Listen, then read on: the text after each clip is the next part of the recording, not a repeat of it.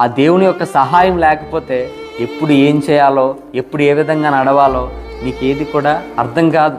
ఈ వాక్యాన్ని మనం అనుసరించాలి. ఈ వాక్యంలో ఉన్న లోతులు, వాక్యంలో ఉన్న సత్యాలు ఇవన్నీ కూడా నీకు తెలుసుకుంటూ ఉన్నప్పుడు రేపు ఏం చేయాలో, రేపు ఏం స్టడీ చేయాలో, లేకపోతే ఈ టెన్త్ క్లాస్ చదువుతున్నాను, ఇంటర్ చదువుతున్నాను, లేకపోతే పలానా ఈ విధంగా నేను చదువుల్లో ముందుకు వెళ్దామంటే నాకు ఏం తోచట్లేదు, ఏ సబ్జెక్ట్ తీసుకోవాలో నాకు అర్థం కావట్లేదు అని ఎవరు ఇస్తూ ఉంటారు.